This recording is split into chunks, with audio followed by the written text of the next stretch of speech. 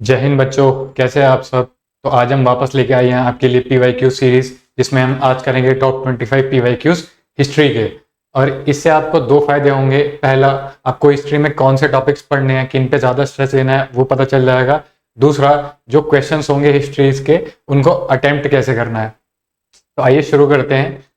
यहाँ पे आता है हमारा सबसे पहला क्वेश्चन, जो कि हमारा मॉडर्न हिस्ट्री से आता है। हम पहले मॉडर्न हिस्ट्री स्टार्ट करेंगे, फिर मेडिवल, फिर एंशिएंट, क्योंकि हमें पता है ज़्यादा इंपॉर्टेंट स्ट्रेस ये मॉडर्न हिस्ट्री पे ही देते हैं और सबसे ज़्यादा क्वेश्चन मॉडर्न हिस्ट्री से ही पूछे जाते हैं। तो ये जो सबसे पहला क्वेश्चन है मॉडर्न हिस्ट्री का, the real beginning of western education in India can be dated from. तो ये पूछ रहे हैं कि real beginning of western education शुरुआत कहाँ से हुई थी। तो ये इसका आंसर है हमारा चार्टर एक्ट ऑफ 1813। इसी एक्ट के अंदर 1 लाख रुपए एलोकेट किए गए थे, जिसमें हर साल जो सरकार है वो 1 लाख रुपए खर्च करेगी एजुकेशन को लेके। और उसके अलावा एजुकेशन पॉलिसी तो इम्पोर्टेंट है ही, उसके अलावा भी जैसे कुछ और एक्ट्स भी दे रखे हैं, जैसे यहाँ पे मैकॉलेज मिनट, ये आपको पता होनी चाहिए मैकॉलेज मिनट क्या है। इसमें एंजेलिकन और ओरिएंटलिस्ट कंट्रोवर्सी क्या थी कि एक के अंदर हम वेस्टर्न एजुकेशन को प्रमोट करेंगे, एक के अंदर इंडियन एजुकेशन को प्रमोट करेंगे, और इसके अंदर वेस्टर्न एजुकेशन को प्रमोट करने की बात की गई थी। मैकॉलेज मिनट में डिसाइड हुआ था। ठीक है, अब आते हैं हमारा अगला क्वेश्चन। ये हमारा फ्रीडम मूवमेंट से रिलेटेड है, जिसमें से ये पूछ रहे हैं कि Khudai Khidmatgar, servants of the God, were organized by whom. तो ये हमारे खान अबुल गफ्फार खान थे। ये हमारे फ्रीडम फाइटर थे नॉर्थ वेस्टर्न फ्रंटियर प्रोविंस, जो आज पाकिस्तान का खैबर पख्तूनख्वा एरिया है, उस एरिया के ये उस समय लीडर्स थे। और ये इतने काफी फेमस थे या कितने काफी पॉपुलर थे, इसलिए उनको सीमांत गांधी भी बोला जाता है। तो ऐसे छोटे छोटे नाम जो किसी को दिए जाते हैं वो इंपॉर्टेंट होते हैं, क्योंकि उन पे से पूछ ली जाती है। जैसे खुदाई खिदमतगार भी इन्होंने ऑर्गेनाइज किया था वहां पे, और उनको सीमांत गांधी, और यही व्यक्ति है जिनको हमने नोबेल प्राइज भी दे रखा है। हमने 3 ही फॉरेनर्स को दे रखा है नोबेल प्राइज, जिनमें से एक है खान अबुल गफ्फार खान है। अगला क्वेश्चन जो कि हमारा है, ये भी हमारा फ्रीडम मूवमेंट से रिलेटेड, ये हमारा नेताजी सुभाष चंद्र बोस से रिलेटेड है। तो इसमें पूछ रहा है, where did Netaji Subhash Chandra Bose announce the formation of government of free India. तो यहाँ बात कर रहे हैं आजाद हिंद सरकार की, जो 1943 में सुभाष चंद्र बोस ने अनाउंस कर दी थी। एक प्रोविजनल गवर्नमेंट थी जो कि इंडिया से बाहर बनी थी। तो ये अनाउंस कहाँ किया गया था, ये इंपॉर्टेंट है। ये हमारी सिंगापुर में अनाउंस कर दिया था। तो ये कुछ चीजें हमें सुभाष चंद्र बोस के बारे में ध्यान रखनी है, कि जैसे वहां पे उनकी कौन कौन सी ब्रिगेड थी, उनके क्या नाम थे। जैसे एक लक्ष्मी ब्रिगेड थी रानी लक्ष्मीबाई के नाम पे, गांधी ब्रिगेड या नेहरू ब्रिगेड, इनके नाम पे भी उन्होंने ब्रिगेड्स रखी थी। तो ऐसी चीजें काफी बार पूछी जाती हैं, तो ध्यान रखना है इन टॉपिक्स को लेके। फिर हमारा अगला क्वेश्चन आता है, which one among the following districts of eastern India held a referendum in 1947 to decide whether to join Pakistan in और नॉट। तो ये पूछ रहा है ईस्टर्न इंडिया के कौन से हिस्से में रेफरेंडम हुआ था कि वो पाकिस्तान को ज्वाइन करेगा कि नहीं। तो इसमें आपको ये ध्यान रखना है कि रेफरेंडम कहाँ कहाँ हुआ था, वो इंपॉर्टेंट हो जाता है। इस क्वेश्चन से आपको ये पता चल जाएगा। अब ये क्वेश्चन पूछ रहा है ईस्टर्न इंडिया में कहाँ पे हुआ था। तो ईस्टर्न इंडिया में बंगाल में रीजन है सिलहेट करके, तो ये वहीं पे हुआ था। बाकी उसके अलावा और कहाँ कहाँ हुआ था, जैसे नॉर्थ वेस्टर्न फ्रंटियर प्रोविंस जो मैंने आपको बताया, खैबर पख्तूनख्वा, वहां पे भी रेफरेंडम हुआ था। तो अगर ये ईस्टर्न की जगह वेस्टर्न इंडिया पूछ लेता तो इसका आंसर फिर हमारा नॉर्थ वेस्टर्न फ्रंटियर प्रोविंस हो जाता। तो ये हमें पता होना चाहिए कि कहाँ कहाँ पे रेफरेंडम्स हुए थे, कि किस स्टेट या किस कंट्री को ज्वाइन करना है। ठीक है, या उसके अलावा जूनागढ़ और भी कई जगह हमें रेफरेंडम होता है, हमें पता है। तो ये फ्रीडम मूवमेंट इसलिए इंपॉर्टेंट हो जाती है। फ्रीडम मूवमेंट से आपको काफी सारे क्वेश्चंस देखने को मिलते हैं, काफी सारे जो इवेंट्स, इंपॉर्टेंट इवेंट्स जो होते हैं उसके ऊपर क्वेश्चन आपको मिल जाते हैं। फिर ये आपका 5 ईयर प्लान से लेके है, ये आपका इकोनॉमिक्स का ही पार्ट है, लेकिन ये आपका मॉडर्न हिस्ट्री का ही पार्ट हो जाता है, क्योंकि आपका इकोनॉमिक्स का अलग से कोई पार्ट नहीं है। जो 5 ईयर प्लान दे रखा है वो भी आपका मॉडर्न हिस्ट्री का ही पार्ट होता है। तो 5 ईयर प्लान से आपको ऑलमोस्ट हर साल एक क्वेश्चन देखने को मिल जाता है, तो इसलिए ध्यान रखना। जैसे ये क्वेश्चन पूछ रहा है कि 5 year plan focus on rapid industrialization, इनमें से कौन सा 5 ईयर प्लान था जो इंडस्ट्रियलाइजेशन पे ज्यादा फोकस था। तो हमें पता है कि हमारा जो सेकंड 5 ईयर प्लान था वो मेजरली हमारा इंडस्ट्रीज पे बेस्ड था। जो फर्स्ट था हमारा मेजरली एग्रीकल्चर पे बेस्ड था। तो 5 ईयर प्लान इंपॉर्टेंट है, 12 के 12 5 ईयर प्लान करना है आपको, और उसकी क्या इंपॉर्टेंट कैरेक्टरिस्टिक्स या डिफाइनिंग कैरेक्टरिस्टिक्स है उसका ध्यान रखना, क्योंकि उसी पे आपको ज्यादातर क्वेश्चंस वगैरह भी देखने को मिल सकते हैं।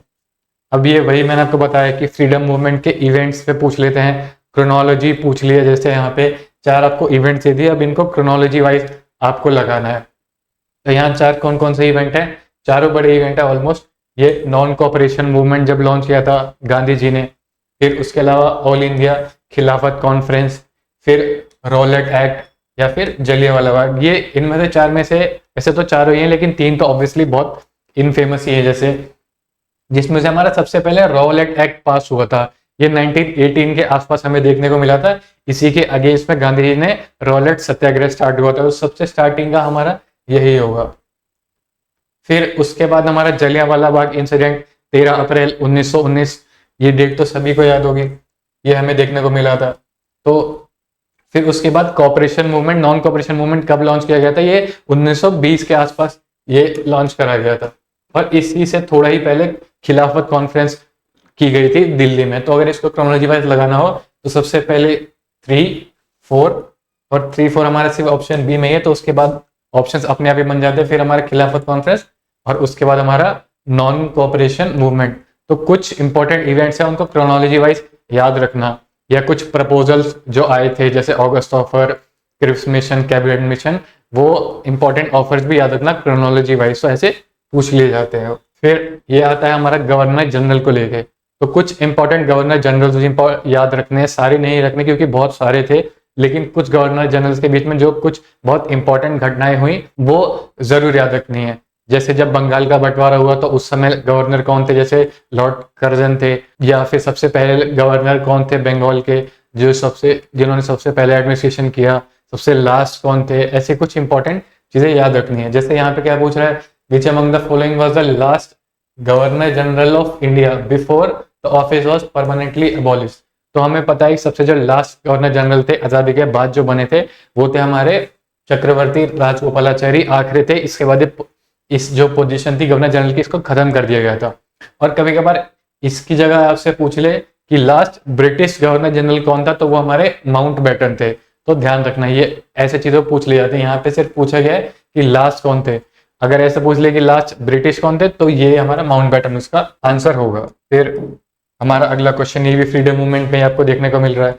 ये क्या पूछ रहा है, when and where was the demand of Purna Swaraj और complete independence was made by Indian National Congress. तो हमें पता है इंडियन नेशनल कांग्रेस के हर साल सेशंस होते थे, इंडिया के अलग अलग पार्ट में होते थे, और वो हर अलग अलग सेशंस में कुछ नई डिमांड रखते थे या कुछ डिस्कशंस करते थे कि हमें आगे मूवमेंट्स को कैसे लीड करना है, कौन लीड करेगा, क्या स्ट्रैटेजी रखेंगे, क्या सत्याग्रह करेंगे या वायलेंस करके करेंगे। ये बहुत सारी डिस्कशन हमें इन सेशंस में देखने को मिलती थी। अब यहाँ पे बात करिए कि पूर्ण स्वराज का नारा कब दिया गया था। ये बहुत ही फेमस इवेंट है जो कि हमें पता है, ये हमारे लाहौर सेशन में दिया गया था, 1929 में ही दिया गया था। और इस समय हमारा वो फ्लैग भी था, जो नेशनल फ्लैग था, वो भी फहराया गया था। और वो रेजोल्यूशन भी पास, वैसे रेजोल्यूशन जो पास किया गया था उसके अगले साल में किया गया था। ठीक है, तो वो ध्यान रखना है। अगला ये हमारा ये हमारे कॉन्स्टिट्यूशन को लेके है कि हमारे वही जो मैंने प्रपोजल आपको बताए थे, क्रिप्स प्रपोजल, कैबिनेट मिशन, अगस्त ऑफर, तो इनके ऊपर भी क्वेश्चन आते हैं। जैसे ये पूछ रहा है कि जो हमारी कॉन्स्टिट्यूएंट असेंबली बनी थी, जो जिसको हमारा कॉन्स्टिट्यूशन बनाना था, वो किस प्रपोजल पे बेस्ड थी। अगर आप बेसिकली क्वेश्चन पढ़ोगे तो principle that the framing of new constitution of independent India should be primarily the responsibility of Indian themselves was for the first time considered. अच्छा, यहाँ पे पूछा है कि सबसे पहले यहाँ पे क्या बात हुई है, कि ये पूछ रहा है कि जो सबसे पहले इन्होंने यही मान लिया था कि हम कॉन्स्टिट्यूशन बनाएंगे, लेकिन यहाँ पे क्या बोला है, सोनली इंडियन हैंड में। क्योंकि जो पहला प्रपोजल लेके आए थे ब्रिटिशर्स, उन्होंने बोल तो दिया था कि आप कॉन्स्टिट्यूशन के लिए कॉन्स्टिट्यूशन असेंबली बना लो, लेकिन उसमें सारे लोग इंडियंस नहीं होंगे, और उसको स्ट्रेट अवे रिजेक्ट कर दिया था। जो सबसे पहला ही ऑफर आया था, जो कि था हमारा अगस्त ऑफर, और वही इसका आंसर होगा। इसके बाद एक और ऑफर आया था क्रिप्स मिशन, उसमें बोल दिया था कि सारे इंडियंस होंगे और फिर कॉन्स्टिट्यूशन असेंबली बना देंगे, उसको भी एक्सेप्ट नहीं किया था। लेकिन जो लास्ट में जिस मिशन पे बेस्ड हमारी कॉन्स्टिट्यूशन असेंबली बनती है सबसे बाद में जाके, वो था हमारा कैबिनेट मिशन। तो ध्यान रखना, जिस कॉन्स्टिट्यूशन असेंबली ने कैबिनेट बनाया था, वो इस मिशन के आधार पे बनी थी। फिर उसके बाद ये हमारा वही मॉडर्न इंडिया का 1857 का रिवोल्ट के ऊपर एक ये क्वेश्चन दे रखा है। इसमें बता रखा है कि आपको बताना है कि इसमें से कौन सी स्टेटमेंट है जो करेक्ट है हमारे 1857 की क्रांति के बारे में। तो सबसे पहला, it was a revolt carefully organise and planned by rajas, nawabs and taluqdar. ये बिल्कुल गलत है। ये एक बहुत ही सडन मूवमेंट था, जो सडन एक कहीं तो रिवोल्ट था, जो कि स्टार्ट होता है हमारे सिपाही म्यूटिनी से। आपने नाम सुना होगा मंगल पांडे का। ये काफी ऐसे सिपाही म्यूटिनी की वजह से शुरुआत हुआ था, तो ये कोई प्री प्लान्ड रिवोल्ट नहीं था, तो इसलिए ये तो आंसर नहीं हो सकता। दूसरा, rumours and prophecies did not play any role in the outbreak and spread. तो बिल्कुल गलत है। अफवाहें तो हमेशा ही चलती रहेंगी, तो ये तो सबसे पहले काटने वाला स्टेटमेंट था कि आपको पता ही लगा सकते हो कि इनकरेक्ट स्टेटमेंट होगा। फिर उसके बाद, the rebel proclamation of 1857 repeatedly appeal to all section of the population irrespective of their caste and creed. तो यहाँ तक तो ये स्टेटमेंट सही है, बस यहाँ पे गलत हो जाती है, क्योंकि जो 1857 का प्रोक्लेमेशन था उसमें वो रिलीजियस यूनिटी की बात कर रहे थे, ना कि कास्ट यूनिटी की, कि हिंदू मुस्लिम्स के बीच में डिवाइड नहीं होना चाहिए, जैसे कास्ट यूनिटी के बीच में कोई बात नहीं होती। तो इसी वजह से ये स्टेटमेंट गलत होगा और हमारा लास्ट ऑप्शन ही सही होगा, क्योंकि जो ब्रिटिश थे उन्होंने बहुत एक ही साल के अंदर ही जो जितना भी रिवोल्ट हुआ था उसको दबाने में कामयाब हो गए थे वो। अब ये हमारा अगला क्वेश्चन है, जो कि हमारा, where did Gandhi ji initially for the technique of satyagraha. Satyagraha का सबसे पहले प्रयोग गांधी जी ने कहाँ किया था? जनरली लगता है कि इंडिया में ही हुआ था, चंपारण से शुरू किया था, लेकिन चंपारण से नहीं, उससे पहले उन्होंने साउथ अफ्रीका से इसकी शुरुआत की थी, क्योंकि उनको साउथ अफ्रीका में ही डिस्क्रिमिनेशन फेस करना पड़ गया था ब्लैक्स और व्हाइट्स को लेके। तो इसके लिए उन्होंने वहां पे भी सत्याग्रह की टेक्निक यूज की थी, जो काफी सक्सेसफुल रही थी। उसी के बाद जो उनके गुरु थे गोपाल कृष्ण गोखले, उन्होंने उनको एडवाइस किया था कि आप इंडिया में आइए और यहाँ पे लोगों की प्रॉब्लम्स सॉल्व करने की कोशिश कीजिए। फिर ये हमारे साथ लास्ट क्वेश्चन होगा मॉडर्न हिस्ट्री का। ये हमारा बिपिन चंद्र पाल के बारे में है। आपको याद होगा हमारा कांग्रेस के बारे में नरम दल और गरम दल के बारे में एक मॉडरेट ग्रुप था, एक एक्सट्रीमिस्ट ग्रुप था। तो हमारा जो एक्सट्रीमिस्ट ग्रुप था उसमें कौन कौन से आते थे? बहुत फेमस है लाल बाल पाल, लाला लाजपत राय, बाल गंगाधर तिलक और बिपिन चंद्र पाल। ठीक है, अब इसमें ये पूछ रहा है कौन सी स्टेटमेंट करेक्ट है। तो पहला, he was a member of moderate group of Congress. Moderate तो बिल्कुल नहीं था, एक्सट्रीमिस्ट थे। He was a member of extremist group of Congress, बिल्कुल करेक्ट, यही आंसर होगा इसके बारे में। ठीक है, तो यहाँ पे हमारी मॉडर्न हिस्ट्री खत्म होती है। अब हम थोड़ा मिडिवल हिस्ट्री के बारे में आते हैं। मिडिवल हिस्ट्री में आपके लिए सबसे जो इम्पोर्टेंट है वो विजयनगर एम्पायर मिलेगा आपको। विजयनगर एम्पायर में काफी क्वेश्चन मिल जाते हैं, तो उसको जरूर पढ़ना। और मिडिवल हिस्ट्री में जो कुछ ट्रैवलर्स भी आते हैं वो इंपॉर्टेंट हो जाते हैं, तो वो भी जरूर करना। या फिर कुछ बुक्स होती हैं, बुक्स के ऑथर या बुक्स किस बारे में, उस पर आपको क्वेश्चन मिलते हैं काफी फ्रीक्वेंटली। तो पहला क्वेश्चन, विजयनगर की फाउंडेशन किसने करी थी? यह हमें पता है, हरिहर और बुक्का, यही दो लीडर्स थे वहां पर जिन्होंने यहाँ पे विजयनगर एम्पायर की फाउंडेशन करी थी। और कभी कभार ऐसे पूछ लेते हैं कि जब ये विजयनगर एम्पायर स्टार्ट हो रहा था तो उस समय दिल्ली की तख्त पे कौन बैठा था? तो मोहम्मद बिन तुगलक, ये नाम याद रखना। उस समय तुगलक डायनेस्टी के मोहम्मद बिन तुगलक उस समय गद्दी पे बैठे हुए थे, तब हमारा ये विजयनगर एम्पायर शुरुआत हुआ था। फिर अगला क्वेश्चन भी आपको सिमिलरली विजयनगर एम्पायर से। अभी क्या पूछ रहा है, विजयनगर जो रूलर थे वो किसके आधार पर रूल करते थे? मतलब वो एक गॉड के आधार पर रूल करते थे। तो बेसिकली पूछ रहे हैं इनमें से किस भगवान के आधार पे वो रूल करते थे? वो मानते थे कि हम भगवान के अनुयायी हैं और उनके कहने पे हम यहाँ शासन कर रहे हैं, संभाल रहे हैं। तो यहाँ पे जरूर याद रखना कि जो भगवान विरूपक्ष हैं उनके नाम पे वो यहाँ पे रूल करते थे। भगवान जो विरूपक्ष हैं ये भगवान शिव जी के ही एक अवतार माने जाते हैं, तो उनके आधार पे यहाँ पे ये रूल करते हैं। आपको काफी सारे टेम्पल भी देखने को मिल जाएंगे विजयनगर एम्पायर में। जैसे इसमें से एक काफी फेमस है विरूपक्षा टेम्पल, क्योंकि वो इस गॉड के आधार पर रूल करते थे, तो इन गॉड के नाम पर उन्होंने काफी सारे टेम्पल्स भी बनाए हैं। फिर अगला, यहाँ पे बेसिकली क्या पूछ रहा है, ट्रेवलर्स के बारे में। ये पूछ रहा है कि इटली से कौन सा ट्रेवलर आया था जो विजयनगर एम्पायर में विजिट किया था। तो ट्रेवलर्स कहाँ से आए थे ये इंपॉर्टेंट है, और किसकी कोर्ट में आए थे ये भी पूछ लिया जाता है। जैसे जो निकितिन है ये रशिया से आए थे, फिर ये जो बर्नियर है ये फ्रांस से आए थे, पायान चाइना से आए थे, और जो निकोला क्वांटी हैं ये इटली से आए थे। तो हमारा यही इसका आंसर होगा। तो इसलिए इंपॉर्टेंट हो जाते हैं ट्रैवलर्स को पढ़ना। फिर उसके बाद वही बुक्स के लिए मैंने आपको बोला था, जैसे यहाँ पे किस बुक के ऑथर के बारे में पूछ रहा है, हुमायूं नामा। हुमायूं नामा बेसिकली गुलबदन बेगम ने लिखी थी, जो कि उन्हीं की बहन थी, उन्होंने उनके ऊपर ये किताब लिखी थी। तो ऐसे बुक्स काफी सारी पूछ ली जाती हैं, और मुगल काल की काफी सारी बुक्स हैं जो इंपॉर्टेंट है, जो पूछ ली जाती है। ठीक है, तो उसको जरूर पढ़ना। उसके बाद ऐसे डेट्स पे क्वेश्चन कम आते हैं, लेकिन आ जाते हैं। तो ऐसे कुछ इंपॉर्टेंट जो डेट वाइज इवेंट है वो याद रखने होते हैं। जैसे अगर बैटल ऑफ प्लासी हो गया, बैटल ऑफ पानीपत हो गया, या बैटल ऑफ तालीकोटा हो गया।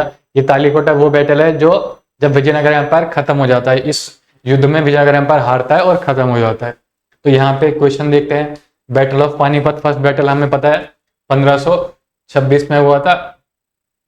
ये हमारा इसके बीच में होता बाबर और लोधी डायनेस्टी के बीच में देखने को मिला था। ठीक है, तो एक टू यानी कि सी और डी ऑप्शन नहीं हो सकते। अब हमें देखना है बी को 3 और 4 में चुनना है, यानी कि बैटल ऑफ प्लासी कब हुआ था 1757। तो यानी कि बी का आंसर 3 ही होगा, तो इसका अल्टीमेटली आंसर ऑप्शन ए ही देखने को मिलेगा।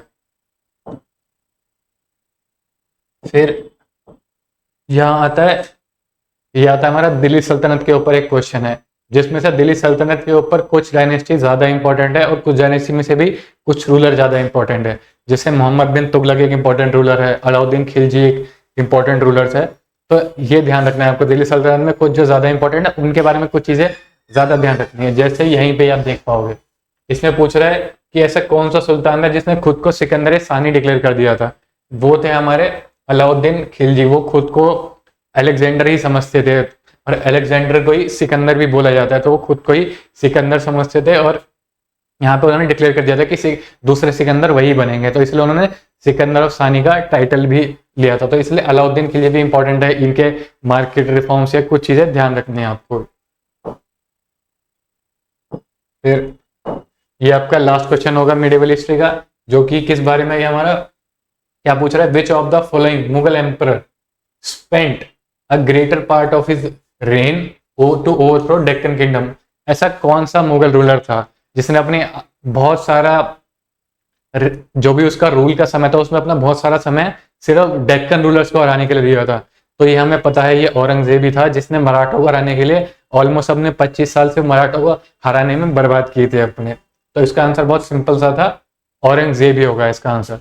ठीक है, फिर उसके बाद ये आती है हमारी एंशिएंट हिस्ट्री। एंशिएंट हिस्ट्री में कुछ टॉपिक्स इंपॉर्टेंट है, जैसे कि बुक्स, 1-2 ट्रैवल देखने को मिलते हैं, जैसे फाहियान और इत्सिंग, वो ध्यान रखना है। या फिर उसके अलावा मौर्यन रूल में भी अशोक का ज्यादा इंपॉर्टेंट है, या फिर गुप्ताज में समुद्रगुप्त, ये इनको ध्यान रखना है।